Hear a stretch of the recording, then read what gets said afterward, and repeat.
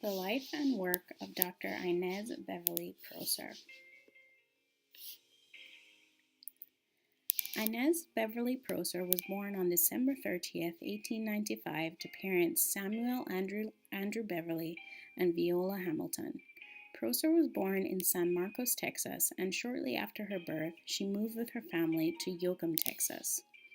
She was the second of 11 children. Inez grew up in a time when it was difficult for African American children to get a good education. Her parents wanted their children to be educated at good schools. Inez attended elementary school and matriculated to Yoakum Colored High School.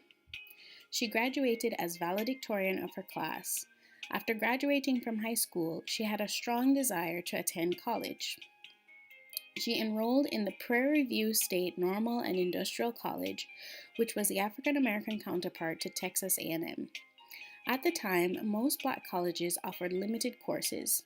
Inez began the teaching program at her college and received a teaching certificate in 2 years.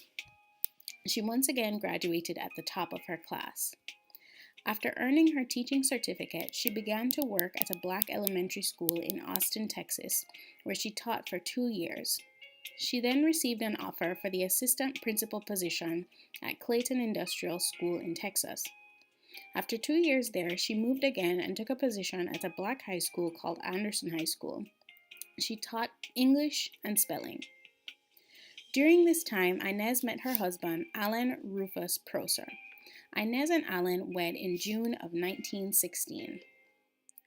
Prosser was unhappy with the lack of proper facilities afforded to students at her school, as well as the low pay she received in comparison to her white counterparts.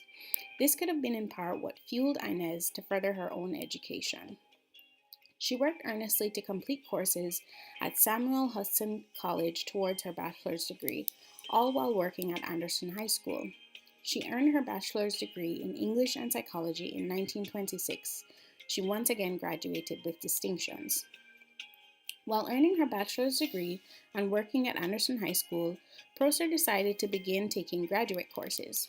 Since there were few opportunities for African Americans to pursue graduate studies in the South, Prosser sought out opportunities at the University of Colorado. Amazingly, she completed her coursework over the summers as well as via correspondence. During her time at the University of Colorado in Boulder, she studied under the tutelage of Harry Barrett. For her master's thesis, Prosser took a critical look at the reliability of English grammar tests. She developed 4 different tests for grammar and administered these to over 300 students. She examined within and between test reliability. Her results led to her recommending that children be tested with a variety of measures, since each instrument measured a different component of grammar skills. Prosser earned her master's in education in 1927. After this, she left Anderson College and took a faculty position at Tillotson College in Austin, Texas. There, she taught classes in psychology and education, but also played an instrumental role in the administrative activities of the university. She was eventually given the title Dean, Registrar, and Professor of Education.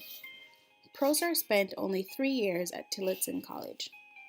In 1930, she transferred to the sister college, Tougaloo College near Jackson, Mississippi. Prosser was appointed as a faculty member and registrar for the college, but she was also appointed as principal of Tougaloo High School, which was affiliated with the college. Prosser may have proved to be instrumental in assisting the high school in gaining accreditation, an advancement that's allowed African American students at the school a greater chance of being admitted to colleges.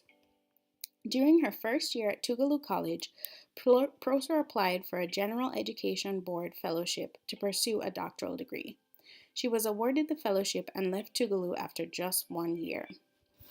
She left for the University of Cincinnati in 1931 and studied under the guidance of Louis Augustus Pechstein. Pechstein worked with several African American students and often assessed for differences in the academic achievement of Black students in segregated schools versus those in integrated schools. Prosser's work throughout her tenure as a doctoral student was along this same vein. However, Prosser was more interested in the psychological well-being of Black students in these schools as opposed to academic differences. In her dissertation, she stated, proper adjustment to one's environment, healthy attitude towards life, happiness in school relationships, as well as those of the larger environment, are generally believed to be infinitely more worth in building character than academic training. Prosser determined that African American children in segregated schools demonstrated greater social adjustment. She found that children in integrated schools felt inferior to their peers, had unsatisfactory relationships with their families and teachers, and felt less secure in their relationships with friends. Despite these results, Prosser admitted that some African American children might still fare better in integrated schools.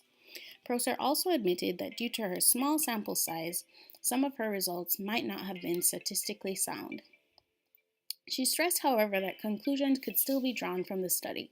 She stated, pressure should not be brought to bear to prevent a child or his parents from selecting either type of school that he desires, but a wise advisor should tactfully point out reasons why certain schools should or should not be selected and which type of personality should select certain types of schools. Prosser believed that the overall hostility of attitudes towards African Americans at the time meant that young African American children would likely not thrive in integrated schools, since such environments typically did not provide sympathy, respect, and emotional support for Black children. This type of support, she believed, was far more critical than the presence of superior academic resources. In 1932, Prosser returned to Tougaloo College as a faculty member, where she worked on finishing up her dissertation.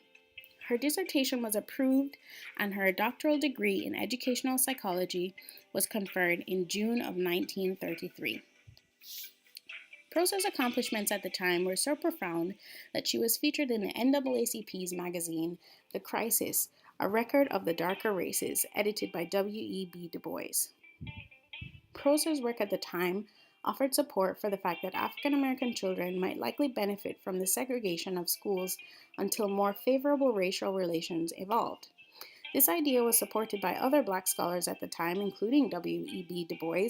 However, these views also received much criticism from several Black scholars who argued that segregation in schools provided justification for segregation in other aspects of society and provided support for the belief that the Black race was inferior. In her dissertation, Prosser acknowledged these arguments and certainly was not ignorant to them. However, Prosser believed that in the most important distinction between mandatory and voluntary segregation. Despite the controversy around this debate, Prosser's research on the impact of racial prejudice in schools on the psychological well-being of African American children proved to be quite profound. The ideas presented in her dissertation were later used in the debate that led to the Supreme Court ruling on the Brown versus the Board of Education in 1954. Tragically, Prosser met in a terrible car accident in the summer of 1934. Several days later, she succumbed to her injuries and died on September 5, 1934.